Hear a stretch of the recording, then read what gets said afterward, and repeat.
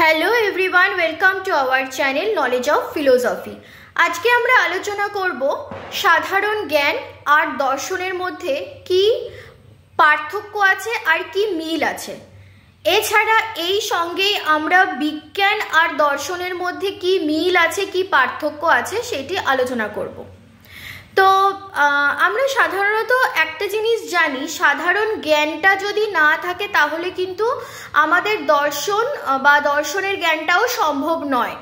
আমরা যে কোনো জায়গায় কোনো কিছুর বিষয়ে যদি আমাদের সাধারণ জ্ঞান না হয় তাহলে কিন্তু আমরা কোনো বিষয়ে বা সেই বিষয়টা সম্পর্কে আমরা কিছুই জানতে পারবো না। প্রথমত আগে সাধারণ জ্ঞান হতে হবে, তারপর আমাদের দর্শন বিষয় আসুক, সেটা বিজ্ঞানের বিষয় আসুক, সেটা ইংরেজি বিষয় আসুক, বাংলার বিষয় আসুক, যে কোনো বিষয় আমাদের কাছে সেটা ক্লিয়ার হয়ে যাবে।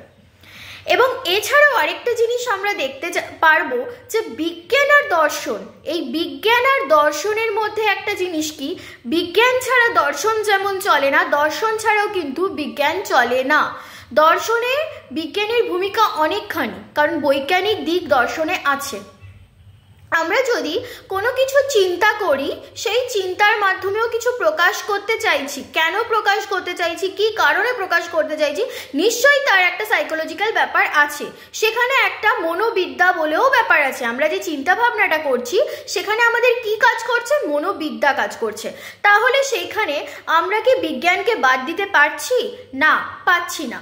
যেমন সাধারণ জ্ঞানকেও আমরা বাদ দিতে পারছি না, তেমনি হচ্ছে মনোবিদ্যা বা বিজ্ঞানকেও, সায়েন্টিফিক জিনিসটাকেও আমরা কিন্তু বাদ দিতে পারছি না। তাই দর্শনের সাথে এই দুটো জিনিস কিন্তু ওতপ্রোতভাবে খুবই জড়িত। তাহলে দর্শনকে যদি মানতে হয় তাহলে আমাদেরকে সাধারণ জ্ঞানকেও মানতে হবে এবং বিজ্ঞানকেও মানতে হবে। তাই এই বিষয় নিয়ে আমরা আরেকটু ডিপলি আলোচনা করব। চলো ক্লাসটি দেখে নিই। দর্শনকে যদি আমরা ঠিকভাবে বা ভালোভাবে যদি জানতে চাই তাহলে আমাদেরকে সাধারণ জ্ঞানটা জানতে হবে। আর এই দর্শন আর সাধারণ জ্ঞানের মধ্যে আমাদের একটা তুলনা করা উচিত। আমাদের জ্ঞান শুরু হয় কিন্তু সাধারণ জ্ঞানের মাধ্যমে, এটা আমি আগেও বলেছি। এছাড়া এই সাধারণ জ্ঞানের মাধ্যমে প্রাপ্ত জ্ঞান তার পরিপুষ্টি লাভ করে বৈজ্ঞানিক জ্ঞানের মাধ্যমে, এবং বৈজ্ঞানিক জ্ঞান পরিণত ও পরিশীলিত হয়ে দার্শনিক জ্ঞানের স্তরে উন্নীত হয়। অতএব সাধারণ জ্ঞান ও দর্শনের মধ্যে যে এক প্রকার ঘনিষ্ঠ সম্পর্ক আছে এতে কোনো সন্দেহ নেই। এ থেকে প্রমাণিত হয় যে দার্শনিক জ্ঞানের মূল ভিত্তি হলো সাধারণ জ্ঞান, এবং দর্শনের আলোচনার ক্ষেত্রে তাই সাধারণ জ্ঞানের বিষয়টি আদৌ উপেক্ষা করা কখনোই যায় না। মানুষ একটা চিন্তাশীল জীব, এবং চিন্তার প্রভাবেই কিন্তু মানুষের মধ্যে একটা প্রশ্ন জাগরিত প্রথমে হয়, এবং তার প্রশ্ন কিন্তু আমাদের আগে উত্তর খুঁজতে হয়। সেইটা আমরা জীবন ও জগৎ থেকেই কিন্তু সেই জ্ঞানটা লাভ করতে পারি। সেটা কিভাবে লাভ করতে পারছি? সাধারণভাবে। এবার জানার ক্ষেত্রে মানুষ প্রথমে বৈজ্ঞানিকভাবে জ্ঞান লাভ করতে সক্ষম হয়নি, দর্শনগত সামগ্রিকভাবেও কিন্তু পায়নি। প্রথমে আগে সাধারণ জ্ঞান পেয়েছে, তারপরে দার্শনিকভাবে সেটাকে উপলব্ধি করছে এবং বৈজ্ঞানিক জ্ঞানও পাচ্ছে। মানে সাধারণ জ্ঞান থেকে বৈজ্ঞানিক জ্ঞান, বৈজ্ঞানিক জ্ঞান থেকে দর্শন, এইভাবে এই জিনিসটা আসছে। তো দর্শন আর সাধারণ জ্ঞানের মধ্যে একটা পার্থক্য তো আমাদের দেখতেই হবে, এবং তার মধ্যে এই পার্থক্যটা কি রয়েছে? প্রথমত যেটা বলছে সংজ্ঞাগত পার্থক্য, যেখানে বলছে সাধারণ জ্ঞান কাকে বলছে। সাধারণ জ্ঞান হলো সাধারণ মানুষের যেই জ্ঞান, এবং সাধারণভাবে দেখা শোনার মাধ্যমে আমরা যে জ্ঞান লাভ করি তাকে বলা হয় সাধারণ জ্ঞান। আর দর্শন হলো কি, একটা যুক্তিনিষ্ঠভাবে বিশ্লেষণের মাধ্যমে আমরা যে জ্ঞান লাভ করে থাকি তাকেই বলা হয় দার্শনিক জ্ঞান। সাধারণত দার্শনিকরাই এই ধরনের জ্ঞান আহরণ করে থাকেন। উদ্দেশ্যগত দিক থেকে পার্থক্য কি বলছে? সাধারণ জ্ঞান বলছে সাধারণ জ্ঞান লাভ করার ক্ষেত্রে কোনো প্রকার নির্দিষ্ট উদ্দেশ্য থাকে না, দৈনন্দিন জীবনের অভিজ্ঞতার মাধ্যমেই আমরা এই জ্ঞান লাভ করে থাকি। আর দর্শনের ক্ষেত্রে কি হচ্ছে? দর্শনের ক্ষেত্রে যে জ্ঞান আহরণ করা হয় তার পিছনে একটা নির্দিষ্ট উদ্দেশ্য অবশ্যই থাকে। সেই উদ্দেশ্য চরিতার্থ করতেই এইরূপ জ্ঞান আহরণ করা হয়।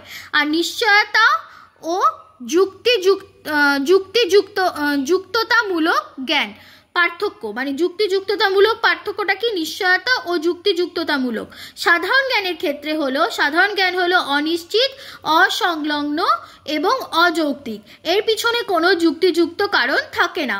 আর দর্শনের ক্ষেত্রে কি? দর্শনের জ্ঞান হলো নিশ্চিত, সুশৃঙ্খল ও যৌক্তিক রূপে গণ্য। এই রূপ জ্ঞানের পেছনে তাই অবশ্যই কিছু যুক্তি থাকেই। তারপর হচ্ছে কুসংস্কারমূলক। কুসংস্কারমূলক পার্থক্যটা কি? সাধারণ জ্ঞানের ক্ষেত্রে অন্ধ কুসংস্কারের বিষয়টি থাকতেই পারে, কিন্তু দার্শনিকের ক্ষেত্রে অন্ধ কুসংস্কারের কোনো স্থান থাকে না। ভিত্তিগত পার্থক্যটা কি? সাধারণ জ্ঞানের ক্ষেত্রে ভিত্তি হিসেবে দর্শনকে কখনোই উল্লেখ করা যায় না, কিন্তু দর্শনের ভিত্তি হিসেবে সাধারণ জ্ঞানকে অবশ্যই উল্লেখ করা যায়। পরিবর্তনশীলতামূলক পার্থক্য, যেখানে কি বলছে? সাধারণ জ্ঞান স্থানকাল পাত্রভেদে সাধারণ জ্ঞান পরিবর্তিত হতে পারে, কিন্তু দার্শনিক জ্ঞান যে সেটা স্থানকাল পাত্রভেদে কখনোই পরিবর্তন হতে পারে না। আর জ্ঞানের ক্ষেত্রগত পার্থক্য কি? জ্ঞানের ক্ষেত্রগত পার্থক্য হলো সাধারণ জ্ঞানের ক্ষেত্র হিসেবে এই জগৎকেই উল্লেখ করা যায়, আর দর্শনের ক্ষেত্র হিসেবে এই জগতের বাইরে পরাজগতের বিষয়কেও উল্লেখ করা যায়।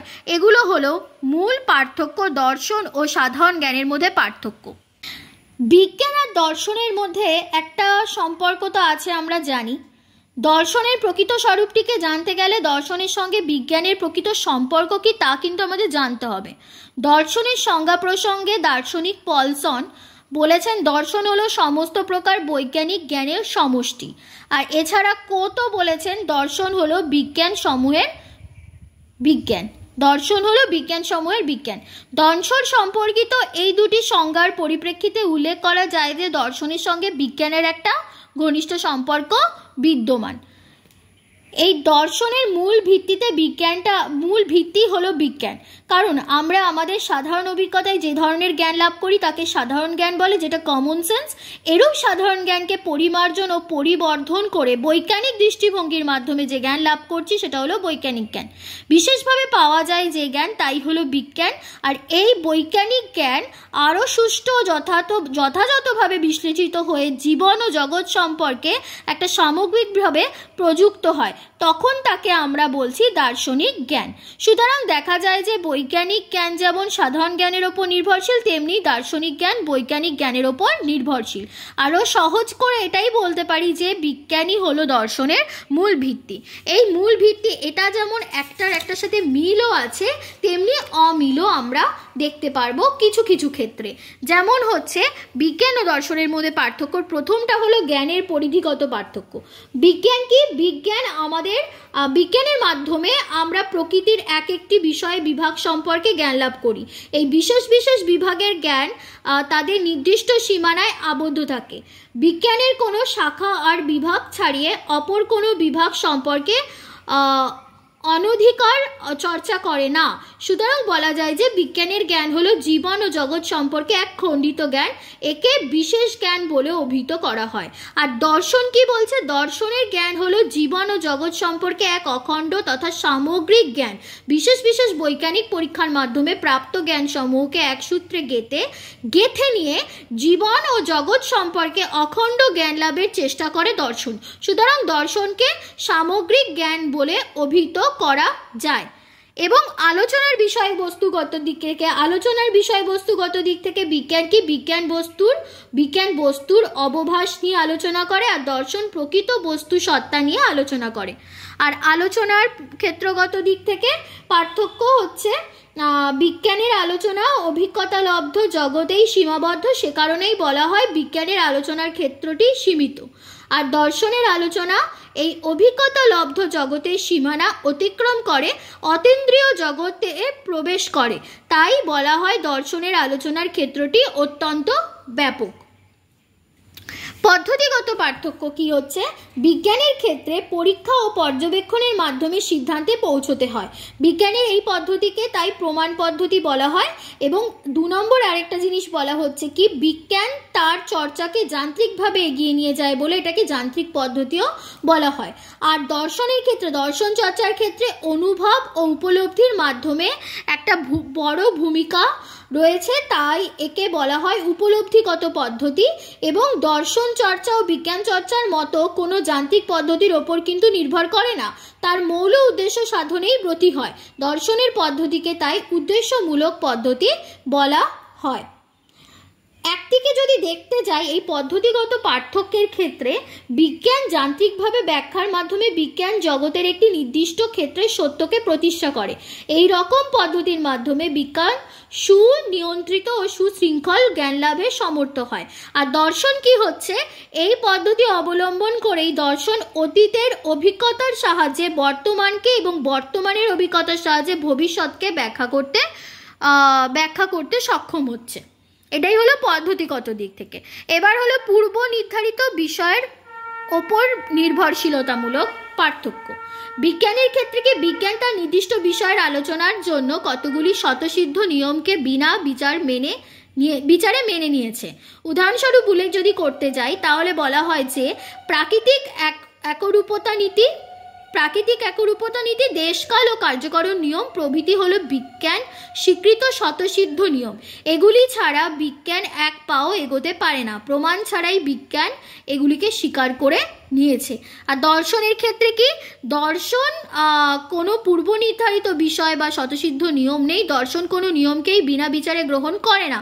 সে কারণেই বিজ্ঞানের স্বতঃসিদ্ধ নিয়মগুলিকেও দর্শন যথাযথভাবে ব্যাখ্যা ও বিশ্লেষণ করতে পারে। সীমাবদ্ধতাগত পার্থক্য কি, বিজ্ঞান তার জ্ঞাত বিষয়কে বিভিন্ন দৃষ্টিকোণ থেকে শুধুমাত্র ব্যাখ্যা করে তার কোনো মূল্যায়ন করে না। এর ফলে সামগ্রিকভাবে আলোকপাতের বিষয়টি বিজ্ঞানে অনুপস্থিত। আর দর্শন তার জ্ঞাত বিষয়কে শুধুমাত্র ব্যাখ্যাই করে না, তার মূল্যায়নও করে। দর্শন বিষয়কে সামগ্রিকভাবে মূল্যায়ন করে বলে তার মধ্যে এক প্রকার সামগ্রিকতার বিষয়ও লক্ষ্য করা যায়। এই হচ্ছে বিজ্ঞান আর দর্শনের মধ্যে পার্থক্য। তো ক্লাসটি যদি তোমাদের ভালো লেগে থাকে তাহলে অবশ্যই ক্লাসটিকে লাইক করো এবং আমাদের চ্যানেলে যদি কোনো নতুন সদস্য থেকে থাকো তাহলে কিন্তু চ্যানেলটিকে সাবস্ক্রাইব করো। ক্লাস সংক্রান্ত যদি কোনো অসুবিধা থেকে থাকে অবশ্যই আমাদেরকে কিন্তু কমেন্ট করে জানিও।